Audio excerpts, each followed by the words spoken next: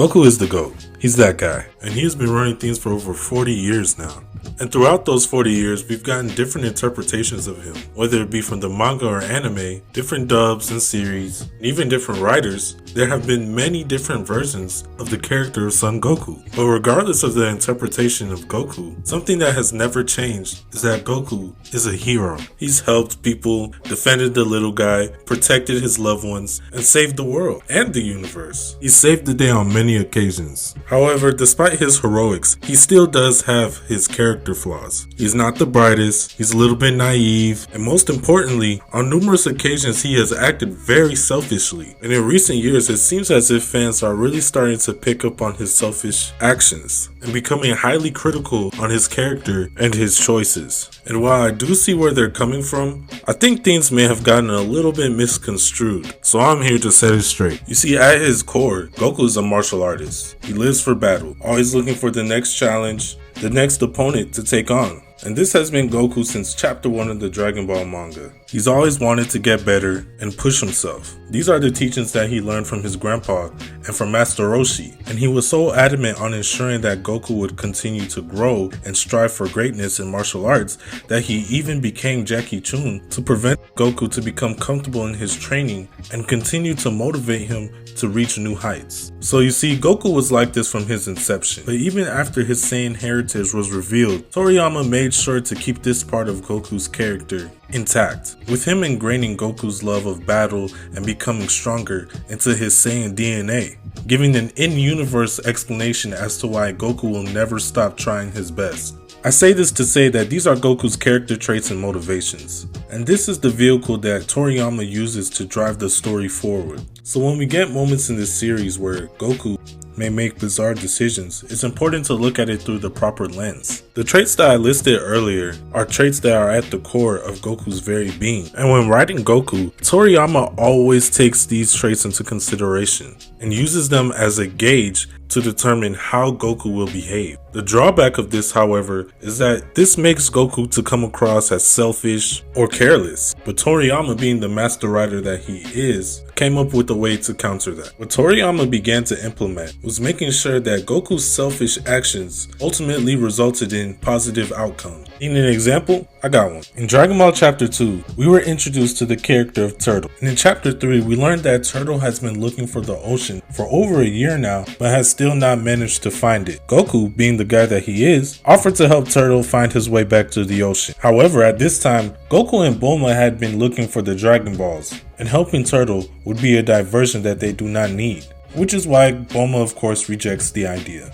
Goku, however, insists on taking the turtle to the ocean, regardless if it takes away from them looking for the Dragon Balls. So that's exactly what he does. Bulma reluctantly joins. Once getting to the ocean, the turtle, filled with gratitude, insists that they wait there in order to meet his master. And this is how we get the introduction of Master Roshi into the series, who coincidentally has a Dragon Ball himself. So even though Goku disregarded the fact that they needed to find the Dragon Balls and needed to stay on track, also that he could help out a random turtle, he was still rewarded in the end for his actions. Not to mention that he also got the Nimbus Cloud, which came in handy later on in the series. But maybe this isn't a strong enough example for you. Maybe you're thinking, well, even though Goku decided to help the turtle out, was it really selfish when he put the needs of someone else above his own? Fair point. How about another example? In the finals of the 23rd Martial Arts Tournament, we got the epic fight between Goku and Piccolo. This fight, of course, being a rematch, as we had just gotten Goku vs Piccolo in the previous arc. After a hard-fought battle, Goku still decided to keep Piccolo alive, despite all the damage that Piccolo could possibly go on to do.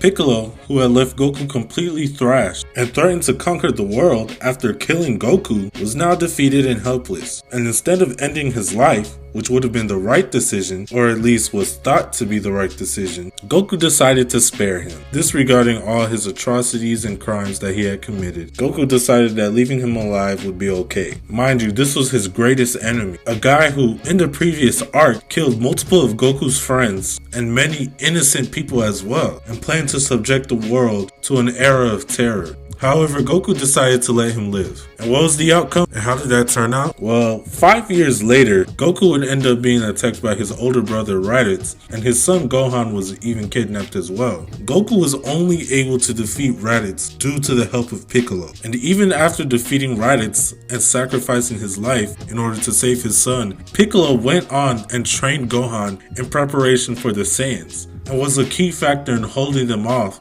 until Goku was able to arrive as reinforcement. So keeping Piccolo alive ended up being a good thing. The right decision. And I hear you. I already know what you're thinking. Super. Goku kept Piccolo alive in order to spare Kami. And you're correct on that. But this was Dragon Ball. Stakes weren't as high at that point. So it could be argued that while it still was kind of crazy that Goku let Piccolo to live, it's not that bad of an idea if Goku had pretty definitively defeated Piccolo at that point. Not to mention, keeping him alive would also keep the Dragon Balls around. But luckily for you, I have another example. Let's fast forward to the Saiyan saga. After barely managing to stop Vegeta, Goku decided to spare his life. There wasn't no point to do this. Vegeta was responsible for the death of Goku's friends, with Piccolo, Chaozu, Ten Shinhan, and Yamcha all being dead at this point. And with Piccolo being dead, that means there was no access to any Dragon Balls anymore, meaning that nobody could be brought back to life. And obviously the Namekian Dragon Balls were still around at that time. However, Goku was not aware of this when he decided to let Vegeta live. And this was different from when Goku spared Piccolo during their fight, because at least in that fight, Goku definitively beat Piccolo. Things weren't the same with Vegeta. It took the combined efforts of Goku, Krillin, Gohan, and even Yajirobe to bring Vegeta down, and they still barely managed to win. So with all that taken into consideration, letting Vegeta live was a very bad decision. This guy didn't change from his evil ways, he didn't repent of his sins or become a new person. No, bro was still committed to coming back and killing all of them. So why did Goku let Vegeta live? Did he have a plan? Did he think maybe Vegeta could be reformed? No. Goku let Vegeta live because he wanted to fight him again. That was all there was to it. He didn't have any altruistic motivations. He didn't have a strategy in his back pocket. No, bro simply wanted to fight him again. And logically speaking, that was a pretty terrible decision. However, it turned out to be the best decision that Goku could ever make, as the ramifications of this decision are still felt to this day, even in Daima. Due to Vegeta, Gohan and Krillin were able to survive on them. They were able to mostly stay under the radar, with Vegeta distracting Frieza's forces, taking out Dodoria and Zarbon. And then later in the arc, he was able to help them when fighting the Ginyu Force, being instrumental in the defeat of Captain Ginyu himself. He was also able to stall Frieza for a little bit, allowing time for Goku to recover and save Gohan's life. And in the Android saga, let's not forget, if there was no Vegeta, we wouldn't have gotten future Trunks. He wouldn't be able to come back to the past and warn them of the androids. There are many more things that Vegeta has done throughout the series, with him of course being the second main fighter of the series behind Goku. So yeah, while at the time it was a crazy decision to keep Vegeta alive, it had a lot of positive outcomes. And it turned out to be one of the greatest choices Goku ever made. At this point, I hope you're starting to get my point. Toriyama is really the GOAT for being able to come up with this. Like I stated earlier, Goku is a martial artist at his core. So when he makes decisions, his martial arts mindset drives his decision making. And this doesn't take away from the fact that Goku is a hero. He has acted selfless on multiple occasions. And he is a pure-hearted individual. None of the decisions he makes comes from a place of bad or evil intent. After all, Goku is pure-hearted, but even with him being a pure-hearted individual, Toriyama still made sure to give him character flaws. However, because of all of his selfless moments and actions, Toriyama made it so that whenever Goku does make a bad decision or does do something that seems a little careless, he's still rewarded for it in the end, a sort of karmic reward for all of his selfless actions. This is still present today. Even in Dragon Ball Super, Goku's desire to fight was so strong that he asked Zeno for a universal tournament, even though any interaction with Zeno is pretty risky, and he was warned against it multiple times. However, in classic Dragon Ball fashion, this ended up being a great decision, as the Tournament of Power allowed for universes to at least get a chance in surviving, as Zeno was planning on erasing all of them. And in the end, all the universes were wished back, meaning that through Goku's actions, his need to fight, his need to test himself, he inadvertently saved all of the multiverse. And I don't think there's a better example than that. So there you have it. This is the part of Goku's character that goes unnoticed. So I really wanted to shed some light on it.